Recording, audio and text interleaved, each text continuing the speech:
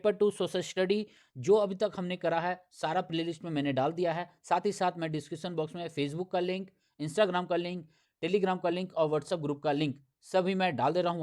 वहाँ जा कर के आप ज्वाइन कर सकते हैं, मुझे फॉलो भी कर सकते हैं, ठीक है। ऐसे इंस्टाग्राम पर जाकर के कुश कुमार 8943 सर्च करिएगा, मैं आपको मिल जाऊँगा वहाँ पर। क्लियर है? अभी हम लोग कर रहे थे सीटेट पेपर 2 का प्रीवियस ईयर सितंबर 2014 का। जो मेरे पास जो बुकलेट नंबर है ये क्यू है, मैं पहले से मार्क करके यहाँ पर रखा हूँ, क्यू है हमारे पास, ठीक है। 20 क्वेश्चन हमने कर चुका है। अब हम लोग नेक्स्ट बढ़ेंगे, इसके आगे बढ़ेंगे। तो चलिए स्टार्ट करते हैं आज का सेशन। तो मैं कुश कुमार स्वागत करता हूँ आप लोगों का आपके के इस यूट्यूब चैनल में जिसका नाम है IQ अड्डा एंड इजी लर्निंग। एक बात और मैं बोल देता हूँ, वीडियोज़ को पूरा देखिएगा, जितने भी वीडियोज़ हैं सभी को पूरा देखिएगा। बीच बीच में कोई भी क्वेश्चन से रिलेटेड या वो कहें ऑप्शन से रिलेटेड कोई भी कंटेंट आता है तो मैं बीच में एक्सप्लेन करता जाता हूँ, समझाता जाता हूँ, बताता जाता हूँ। इसे स्किप मत करिएगा, वीडियो पूरा देखिएगा ताकि आपको कोई भी कंटेंट छूट ना पाए जो भी उससे रिलेटेड हो। इससे क्या होता है कि जो भी आपका जो कंटेंट होता है ना, जो आप उसको नोट बना सकते हैं इन फ्यूचर, आपको प्रीवियस ईयर या फिर किसी भी और एग्जाम्स में आपको मदद मिल सके। क्लियर है ना? चलिए तो सेशन स्टार्ट करते हैं। क्या है क्वेश्चन नंबर हमें पहुंचना होगा, ये साइंस का आई थिंक, हाँ राइट, हाँ यहाँ से हमारा सोशल स्टडी स्टार्ट है तो हमें क्वेश्चन नंबर 50 तक कर लिया था, 51 में हमें चलना है। मुझे स्क्रॉल करने में दिक्कत हो रहा है, मुझे बहुत प्रॉब्लम अभी कर रहा है, पता नहीं ये नेटवर्क का अलग इशू चल रहा है, मेरे सिस्टम का अलग इशू है, पता नहीं क्या है। मैं नेटवर्क ऐसे चेंज करना चाह रहा हूँ और एक अच्छा लैपटॉप लूँगा।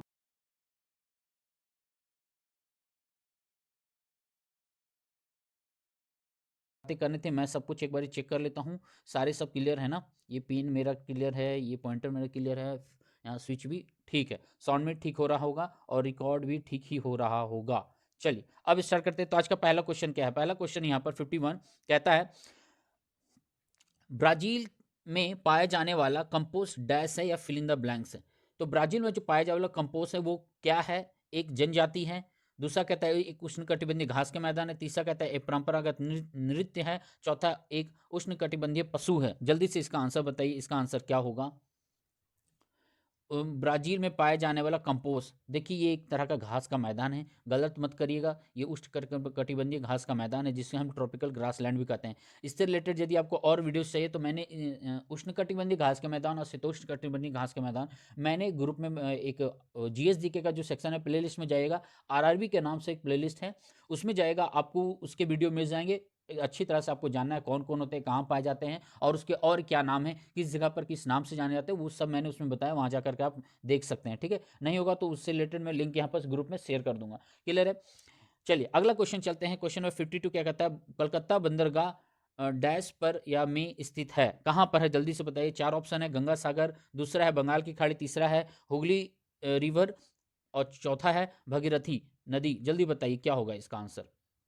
गंगा, बंगाल की खाड़ी, हुगली या भगीरथी। देखिए कलकत्ता बंदरगाह आपको पता होगा हुगली रिवर पर ही है। अब ये बंदरगाह है, ये कब आरंभ हुआ, ये भी सवाल हो सके पूछ दे, इतना डीप है सब।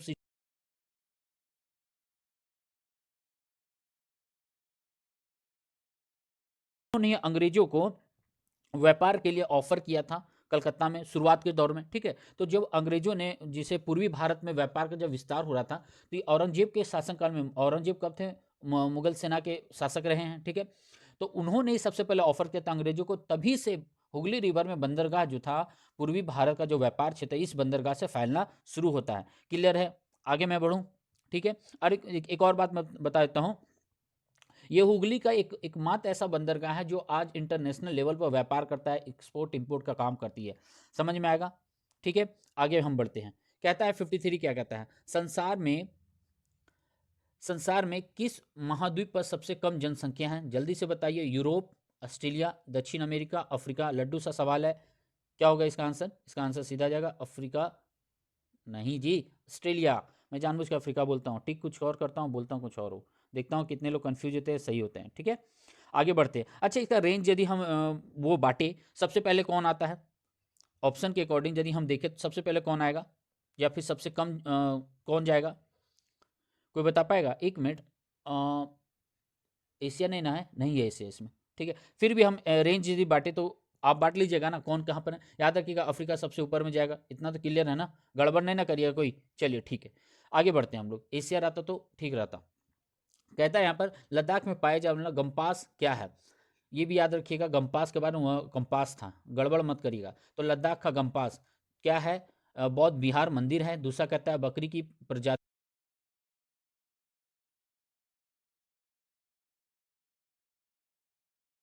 चैनल पर यदि आप नए हैं तो सब्सक्राइब करके इसे बेल आइकन जरूर दबाइएगा, ठीक है। जल्दी से बताइए इसका आंसर क्या होगा। देखिए, आप गूगल में जाकर के सर्च करिएगा ना गम्पास, बहुत सारे फोटोज आपको मिलेंगे। गूगल में जाकर यदि आप सर्च करते हैं गम्पास, तो बहुत सारे पिक्चर्स आपको मिलेंगे। उस पिक्चर को देख करके आप समझ में आ जाएगा ये गम्पास क्या है। हिंदी में मत टाइप करिएगा, गूगल में यदि सर्च करना होगा तो इंग्लिश में टाइप कर लीजिएगा, ताकि हिंदी वाला डिटेक्ट नहीं करता। मैंने नोटिस किया है, ठीक से आंसर नहीं देता है गूगल, पहले बार ऐसा मैंने देखा है, ठीक है। जनरली दे ही देता है। तो इसका आंसर होगा क्या? ये एक बौद्ध विहार है, ये बौद्ध मंदिर है, मठ जिसे कहते हैं बौद्धिस्ट लोगों का। क्लियर है? तो आप गूगल में जाकर सर्च करिए, आपको पूरा डिटेल मिल जाएगा। बहुत सारे फेमस और भी हैं लद्दाख में, और लद्दाख के सीमा जो सटे हुए हैं शिमला उमला को, उधर भी पाए जाते हैं, ठीक है। जो तिब्बत का बॉर्डर है उधर से ये लोग तो ट्रांसफ़र हुए हैं, आपको पता होगा। पहले तो पहले के समय में लद्दाख तो प्राचीन समय में बौद्धिस्ट हैं, लेकिन ये जो गम्पोस का कॉन्सेप्ट है ना, उस समय उतना ग्रोथ नहीं हुआ था जितना बाद के समय में होना शुरू हुआ है, ठीक है। अब यहाँ पर कह रहा है, चित्र दिखाया जा रहा है। चित्र में क्या दे रहा है? जो गर्म हवाएं हैं वो ऊपर की ओर उठ रही हैं, ठीक है, ऊपर की ओर जा रहे हैं, ठीक है। और यहाँ पर ठंडी हवाएं हैं इस तरफ का, ठीक है। इससे क्या हो रहा है? बारिश हो रहा है, ठीक है, बारिश हो रखी है इधर। अब आपको बताना है ये क्या हो रहा है। पर्वतीय वर्षा है ये, संवाहिनी वर्षा है, चक्रवाती वर्षा है, और मानसून पूर्वी वर्षा है। जल्दी से बताइए इसका आंसर क्या होगा, क्या होगा, जल्दी से बताइए। देखिए, ये जो है ना एक तरह का चक्रवाती वर्षा है, ठीक है। ये क्या करता है? जब गर्म हवाएं बादलों से जाके टकराती हैं और ठंडी हवाएं इधर मूव कर जाती हैं, तो क्या होता है? ये रिएक्ट करता है और ये पानी के वाटर ड्रॉपलेट्स में बदल जाता है।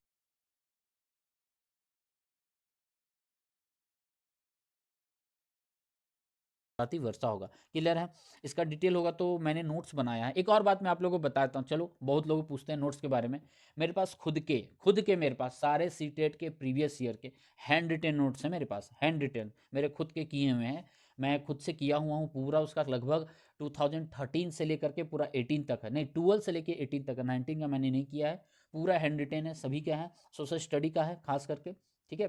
अभी कहाँ रखा है मुझे पता नहीं, हाँ वो सामने रख पड़ा हुआ है, ये इधर है, हाँ हाँ यहीं पर है, ठीक है। देखिए, और साथ में साथ क्या है, सोशल साइंस का जो पेडागोजी है सोशल स्टडी का, वो भी मैंने कुछ इंपॉर्टेंट क्वेश्चन प्रीवियस ईयर के ऐड किया और साइड से ऐड किया हुआ है मेरे पास। पूरा हैंड रिटेन नोट्स हैं, तो जरूरत बनेगा तो मैं कभी आप लोगों से शेयर जरूर कर दूंगा, ठीक है। चलिए आगे हम बढ़ते हैं। क्वेश्चन नंबर 56 क्या कहता है? कौन सा उद्योग अक्सर आधुनिक उद्योग की रीढ़ की हड्डी कहलाता है? लड्डू सा सवाल है। पेट्रोलियम, ऊर्जा, यातायात, इस्पात। जल्दी से इसका आंसर बताइए क्या होगा। देखिए, ये सब सारे ना इजी जी सवाल हैं, लेकिन फिर भी आप लोगों को काम है कि डील कर लेना है आराम से। 2 सेकंड का आंसर होना चाहिए सब। क्या होगा? इस्पात। अब इस्पात क्यों होगा, स्टील क्यों होगा? देखिए, हम कहते हैं ना कि आप कहोगे सर एग्रीकल्चर में तो धान की काम होता है ना, हम लोग चावल खाते हैं, गेहूँ खाते हैं, आटा खाते हैं उससे पीस करके, तो गेहूँ को पीस करके आटा खाते हैं, तो बोलोगे इसमें इस्पात का क्या रोल है? देखिए, कोई भी काम आज के टाइम में होता है तो उसका जो मशीन होता है, इवन मेरा पेन ही ले लो, पेन का जो नीब है वो भी एक तरह का लोहा ही है ना, आयरन है, स्टील है ना। तो स्टील ऐसा चीज़ है कि आज के समय में हर जगह प्रेजेंट है। कोई भी फैक्ट्री ले लो, उसका मशीन ही हो, ठीक है। ब्रेड ही बनाना है मुझे, तो ब्रेड बनाने के लिए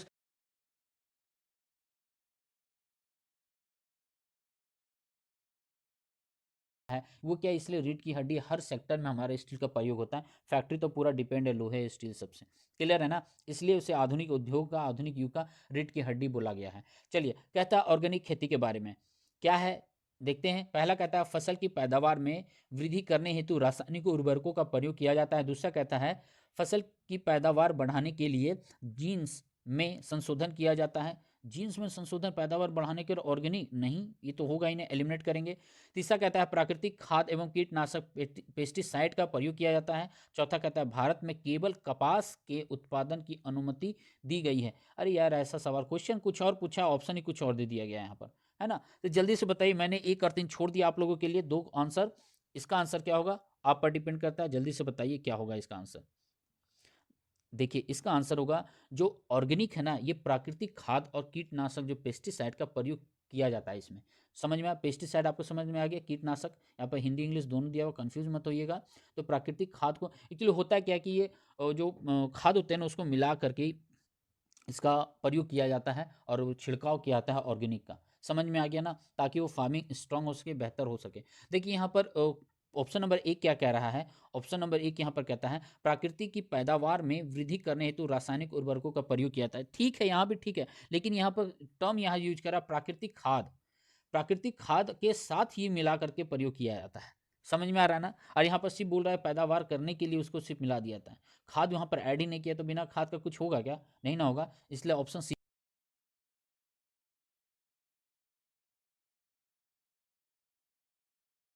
में आपको बताना कौन सही है। ऑप्शन पहला कहता है खाद्य सुरक्षा तभी बनी रहती है जब सरकार अगले 5 वर्षों के लिए अनाज का सुरक्षित भंडार बनाए रखती है। दूसरा कहता है सरकार अनाज का पर्याप्त भंडार बनाए रखने के लिए अनाज के निर्यात पर रोक लगा देती है। भाई ये इम्पॉसिबल है, यदि सरकारी रोक लगा दे तो हम सारे भूखे मर जाएं, है ना। तीसरा कहता है सरकार बेहतर तथा सुरक्षित स्वास्थ्य के लिए ऑर्गेनिक खादों के उत्पादन के लिए प्रोत्साहित करती है। और चौथा कहता है खाद्य सुरक्षा बनी रहती है जब सभी व्यक्तियों के लिए एक मिनट, खाद्य सुरक्षा बनी रहती है जब सभी व्यक्तियों के लिए सभी समय पर्याप्त सुरक्षित तथा पौष्टिक खाद्य पदार्थ की सुविधा उपलब्ध हो। जल्दी से इसका आंसर बताइए। मैंने एक कैंसिल कर दिया, एलिमिनेट कर दिया है, दो मैंने एलिमिनेट किया है, बाद आप बता दीजिए क्या होगा इसका आंसर, जल्दी से बताइए। देखिए इसका आंसर मेरे अनुसार जाएगा पहला नंबर। खाद्य सुरक्षा तभी बनी रहती है, खाद्य की सुरक्षा, जब सरकार अगले 5 वर्षों के लिए अनाज को सुरक्षित भंडार में बनाए रखती है। एक मिनट, खाद्य का सुरक्षा बोला, खाद्य का सुरक्षा यदि भंडारण करेंगे। और मैंने फोर्थ का क्या है, खाद्य सुरक्षा बनी रहती है जब सभी व्यक्तियों के लिए सभी समय पर्याप्त सुरक्षित और पौष्टिक खाद्य पदार्थ, भंडारण है, भंडारण इसको हम लोग मार्क करेंगे। क्यों, मैं बता देता हूँ। रीज़न यहाँ पर सरकार यदि किसी चीज़ को सुरक्षित रखती है ना, ठीक है, सुरक्षित रखती है, तो हम क्या करते हैं, मान लीजिए एग्जाम्पल हम लेते हैं, मान लीजिए 2020 में क्या हो गया है, बंजर हो गया ज़मीन, ठीक है, 2021 में बंजर हो गया, लेकिन 2018-19 का जो सेव किया हुआ अनाज है हम उसे खाद के रूप में प्रयोग कर सकते हैं कि नहीं, है ना, उससे तो हम यूज,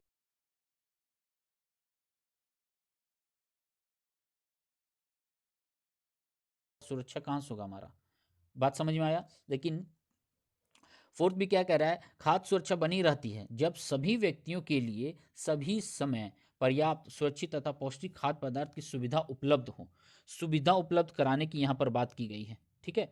तो लेकिन भंडारण नहीं सही जाएंगे हम लोग, क्लियर है ना। चलिए आगे चलते हैं हम लोग। भंडारण मेन होता है, सेविंग है ना वो भी, ठीक है। यहाँ पर उपलब्ध का बात कर रहा है, कभी उपलब्ध हो भी सकता है, कभी उपलब्ध नहीं भी हो सकता है, ये भी मैटर करता है। चलिए 59 क्या क्या कहता है, निम्नलिखित में से कौन सा प्रसिद्ध पर्यावरण अनुकूल ऑटोमोबाइल ईंधन है, अनुकूल पर्यावरण अनुकूल ऑटोमोबाइल ईंधन है, ठीक है। क्या है, सीएनजी है हमारा, पीएनजी है, एलपीजी है और केजी 6 है। जल्दी से बताइए क्या होगा इसका आंसर। ये भी लड्डू सा सवाल है, वीडियो पॉज करके आप आंसर दीजिएगा। इसका आंसर होगा सीएनजी। सीएनजी का फुल फॉर्म जल्दी से बताइए क्या होगा, जल्दी से बताइए सीएनजी का फुल फॉर्म क्या होगा। इसका फुल फॉर्म होता है कंप्रेस्ड नेचुरल गैस, ठीक है, याद रखिएगा कंप्रेस्ड नेचुरल गैस। पूछ लिया तो अलग बात है, ऐसे तो नहीं पूछेगा, ठीक है, समझ में आ गया। एलपीजी में क्या क्या आता है, जो डीजल उजल होते हैं ना, डीजल हो गए, उसके पेट्रोल हो गए, फ्यूल हो गए, वो सब सारे एलपीजी में आते हैं, क्लियर है। आगे बढ़ते हैं, sorry sorry sorry, LPG gas हो गया ना यहाँ पर, वो अलग हो गया, ठीक है। अच्छा, बायोमीटर का प्रयोग क्या है, बायोमीटर का प्रयोग हम कहाँ करते हैं, वर्षा को मापने के लिए, तापमान को मापने के लिए, वायुमंडलीय दाब को मापने के लिए और समुद्र के स्तर को मापने के लिए। जल्दी से इसका आंसर बताइए क्या होगा, बायोमीटर। ये बायोमीटर हमारा प्रेशर के लिए यूज होता है, क्या चीज़ के लिए, प्रेशर के लिए। यहाँ पर एटमॉस्फेरिक प्रेशर दिया हुआ ऑप्शन नंबर 3 में, तो इसका आंसर सीधा सीधा जाएगा ऑप्शन नंबर 3, बायोमीटर का हम लोग प्रयोग करते हैं वायु दाब या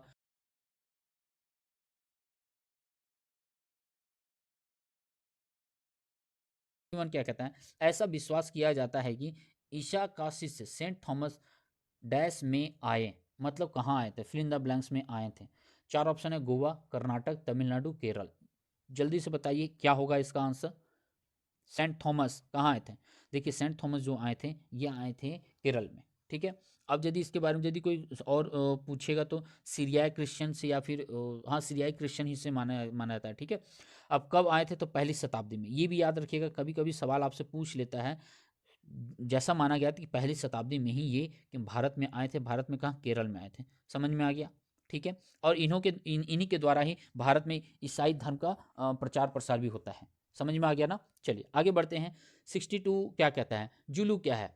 अच्छा जुलू से एक सवाल मेरा दिमाग में आ गया, ठीक है। जूले जूले क्या होता है, जल्दी से बताइए, कमेंट बॉक्स में बताइएगा। चलिए मैं ही बताता हूँ, जूले जूले क्या होता है। ये ईवीएस का सेक्शन है, ठीक है, ईवीएस में मैंने पढ़ा था, इन्वायरमेंटल स्टडी पेपर 1 में आपका भी हिस्सा है, पोर्शन है। जूले जूले क्या, जो लद्दाख में जो बौद्ध लोग होते हैं ना, तो वो अपने भाषा में जूले जूले को, वेलकम वेलकम को जूले जूले कहते हैं। समझ में आ गया, ठीक है, मैंने एक इन्फॉर्मेशन दे दिया, लिख लीजिएगा इसे, क्योंकि ईवीएस का ये पार्ट है, मैंने ईवीएस में पढ़ा है इसे, ठीक है। चलिए अब कहता है जुलू। जुलू क्या है? दक्षिण अफ्रीका की एक जनजाति है, दक्षिण अफ्रीका की एक भाषा है, दक्षिण अफ्रीका के राष्ट्र पशु है, या फिर दक्षिण अफ्रीका के परंपरागत नृत्य है। जल्दी से आंसर बताइए, जूले जूले जुलू जुलू जुलू क्या है? ठीक है, ये क्या है? दक्षिण अफ्रीका की एक जनजाति है, ठीक है, समझ में आ गया। अब नाम से आपको समझ में आ रहा होगा कि ट्राइबल लोग हैं एक तरह का, ठीक है, जंगली है।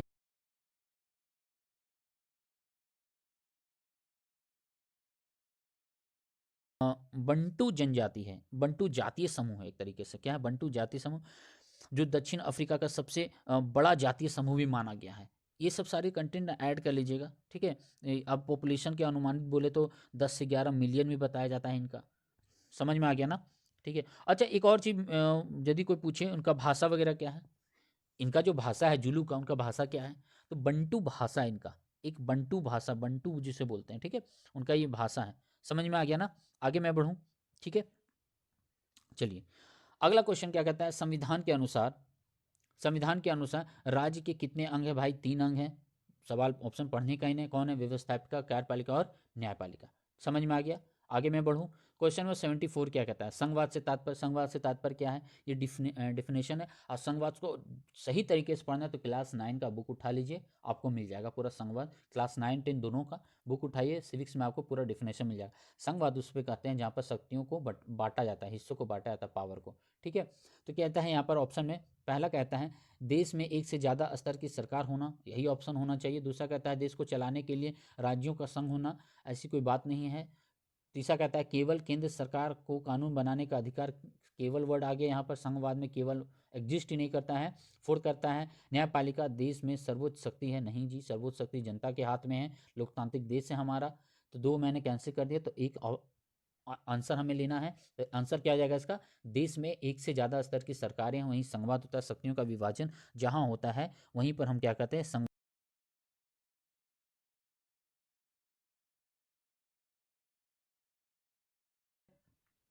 संप्रभुता भी इसी से संबंधित होता है ना। यदि किसी एक के हाथ में सरकार रह जाए, कल को कोई तानाशाह बन जाए, तो आपकी संप्रभुता ठीक रहेगी, बचेगी नहीं ना। शक्ति का बंटवारा करने से, शक्ति का विभाजन कर देने से क्या होता है? लोग किसी के ऊपर दबाव नहीं दे सकते हैं। अब 3 स्तर पर सरकारें, क्वेश्चन नंबर 64 में बता रहा हूँ, ठीक है। 3 स्तर पर है, केंद्र सरकार पर है, राज्य सरकार और स्थानीय सरकार। स्थानीय मतलब पंचायती राज व्यवस्था। अब पंचायती राज व्यवस्था में 3 स्तर पर आते हैं, एक विलेज पर आता है, एक ब्लॉक लेवल पर, एक जिला लेवल पर आता है।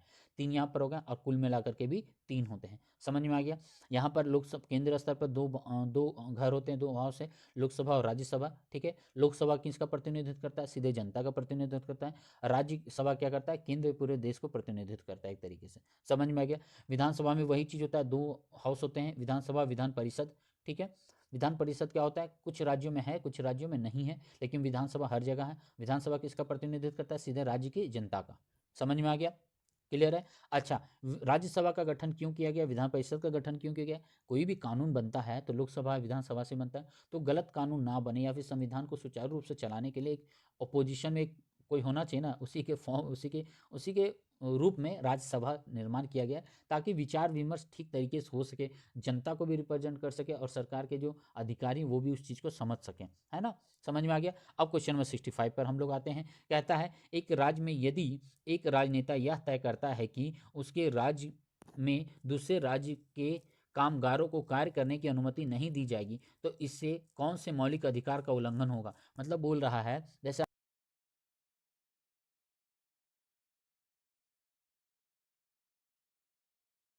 दूसरे राज्यों के लिए छोड़ते नहीं। अभी बिहार में हुआ था ये चीज़, ये काम हुआ था ना बिहार में।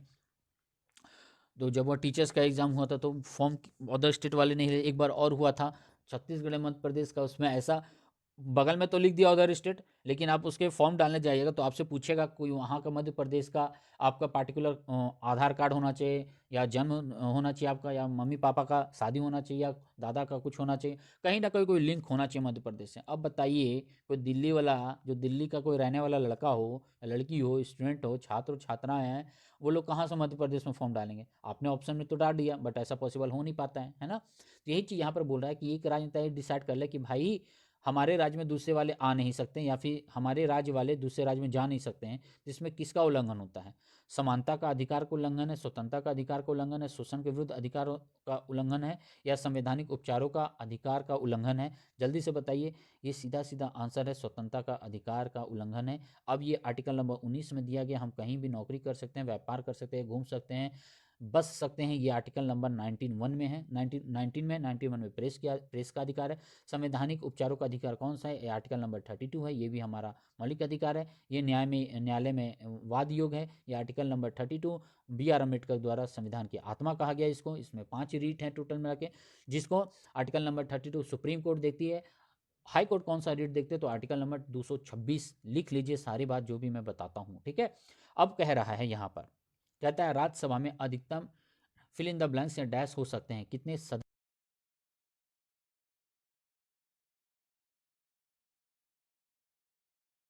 260। जल्दी से इसका आंसर बताइए क्या होगा, कितने मेंबर हो सकते हैं? देखिए, आर्टिकल नंबर 80 या 80 जिसे कहते हैं, ठीक है, वो कहता है एक राज्यसभा में 250 मेंबर हो सकते हैं अधिकतम। तो यहाँ 250 है क्या? फिलहाल नहीं है, ठीक है। तो यहाँ हम किसको लेकर चलेंगे? 245 लेकर चलेंगे। क्लियर है? अब 245 में यदि मैं विभाजन करने बोलूँ तो आप विभाजित कर पाइएगा? देखिए, 245 में 12 सदस्य राष्ट्रपति मनोनीत करते हैं, ठीक है। अब बचे कितना, कितना बचे? 233, 233 बचे। अब ये 233 पूरे राज्य को क्या करते हैं? रिप्रेजेंट करते हैं। समझ में आ गया आपको? ठीक है। अब 12 नॉमिनेटेड होते हैं। किन किन विषयों पर नॉमिनेशन करते हैं राष्ट्रपति 12 लोगों को? आप कमेंट बॉक्स में बताइएगा, ठीक है। आपका ये होमवर्क मैं देता हूँ, समझ में आ गया? क्लियर है? अब मैं आगे बढ़ूँ, ठीक है। चलिए आगे चलते हैं हम लोग।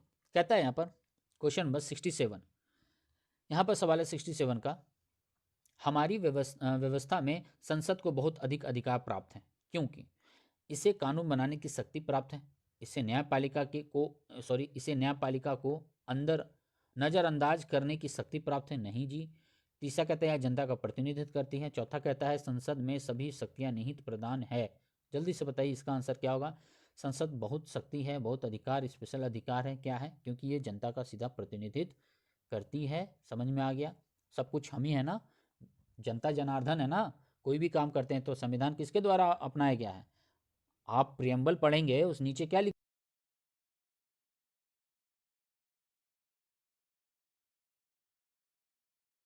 तो वोट भी कौन देता है? हमें लोग देते हैं लोकसभा में, लोकसभा विधानसभा में, जिसको आम चुनाव कहते हैं हम लोग। चलिए 68 क्या कहता है? भारत जनतंत्र में कार्यकारी का कार्य डैश है। ठीक है भाई, भारतीय जनतंत्र में कार्यकारी का काम क्या है? अधिनियम बनाना, संसद द्वारा बनाए गए अधिनियमों को लागू करना, प्रधानमंत्री को चुनना, राष्ट्रपति को चुनना। जल्दी से इसका आंसर बताइए, इसका आंसर क्या होगा? जल्दी से बताइए। देखिए, भारतीय जनतंत्र का बात किया गया है तो ये संसद द्वारा बनाए गए अधिनियमों को लागू करना है, इसका काम यही है। कार्यकारी कार्य पूछा है यहाँ पर, तो संसद में जो कानून बनाए जाते हैं, अधिनियम बनाए जाते हैं, उनको लागू करने की काम ये करता है। समझ में आ गया? आगे बढ़ते हैं। 69 क्या कहता है? सेकेंड लास्ट क्वेश्चन आज का, कहता है मध्याह्न अल्पाहार कार्यक्रम के बहुत से सकारात्मक प्रभाव है, मतलब मिड डे मील कॉन्सेप्ट है उसका बहुत पॉजिटिव रिजल्ट मिला है, लेकिन हमसे पूछ रहा है कौन सा निम्नलिखित में से नहीं है। ठीक है, देखते हैं क्या है। पहला कहता है विद्यालयों में गरीब बच्चों के नामकरण में वृद्धि हुई है, तो क्वेश्चन के अकॉर्डिंग ये नहीं होगा। दूसरा कह रहा है जाति पूर्वग्रह या जातिगत पक्षपात में कमी आई है। हाँ, अब सब मिल करके पढ़ते हैं, साथ बैठते हैं, साथ खाते हैं, है ना, फ्रेंड बनते हैं, शेयर भी करते हैं बच्चे। मैंने देखा जब मैं ट्रेनिंग कर रहा था जिस सरकारी स्कूल में, वहाँ पर बच्चे लोग क्या करते, साथ में बैठते थे, है ना। किसी को चावल ज़्यादा मिल गया तो बोलता था हम नहीं खाएंगे रे, तुम ले लो, हैं, ले लो, मैं नहीं खाऊंगा, ले लो। तो क्या करता था, थोड़ा सा चावल निकाल उसके प्लेट में रख दिया, है ना। मैंने देखता था हम लोग, ठीक है। चलिए, तो ये भी सही है, तो क्वेश्चन के अकॉर्डिंग ये भी नहीं होगा क्योंकि हमसे नहीं वाले पूछे हैं। कह रहा है अब निर्धन विद्यार्थी अपनी पढ़ाई पर ध्यान केंद्रित कर सकते हैं क्योंकि वे खाली पेट नहीं है। हाँ जी, अब पेट उनका भर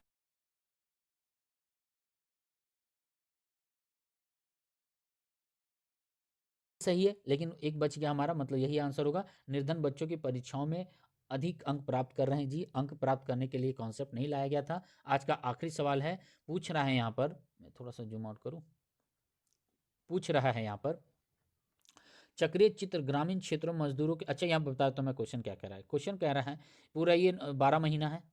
अब 12 महीने में दिखाया गया है कि मजदूर लोग काम कितने समय में कर रहे हैं और कितने समय नहीं कर रहे हैं, ये आपसे सवाल किया गया है। तो कितने महीने काम कर रहे हैं और कितने महीने वो काम नहीं कर रहे हैं। तो काम नहीं करने में अयोग्य होते हैं वो, तो आयोग वाले कितने महीने वो अयोग्य हैं, तो पूछा है 3 महीने, 2 महीने, सॉरी 3 महीने, 4 महीने, 5 महीने, 6 महीने। आंसर क्या होगा देखिए, जनवरी खाली है, फरवरी खाली है, मार्च खाली है, अप्रैल खाली है, मई खाली है, फिर यहाँ से आप इनका काम स्टार्ट हो जाता है। ठीक है, तो कुल मिलाकर कितने महीने इनके खाली हुए हैं, इनके महीने हुए हैं 1, 2, 3, 4, 5, 5 महीने ये इनको काम नहीं मिलता है। तो इसका आंसर क्या होना चाहिए, ऑप्शन नंबर 3, 5, 5 महीने वो अयोग्य हैं, उनको काम नहीं मिलता है। समझ में आ गया, क्लियर है यहाँ तक। चलिए, तो आज इतना ही, कल मैं फिर लेके आऊँगा। मैं फिर से बता दे रहा हूँ, आज वीडियो डालने में अब लेट होगा क्योंकि नेटवर्क रात कल शाम से ही प्रॉब्लम कर रहा है मुझे, है ना। तो अब मैं लेट से वीडियो रिकॉर्ड किया उसको संभालने के चक्कर में, तो लेट से वीडियो रिकॉर्ड किया हूँ, तो अभी तक नेटवर्क ठीक नहीं हुआ। मैं तो रिकॉर्ड कर ले रहा हूँ, बट अपलोडिंग में देखता हूँ क्या होता है। चलिए ठीक है, कोई बात नहीं, आगे हमारे हाथ में नहीं ना सब कुछ, सैटेलाइट को पकड़ के नहीं ना मैं बोलूँगा कि आओ भाई मेरा हेल्प कर दो। चलिए ठीक है, कोई बात नहीं, थैंक यू वेरी मच। घर पे रहिए, सुरक्षित रहिए, बड़ों से आशीर्वाद लेते रहिएगा और छोटों को प्यार देते रहिएगा। खुशी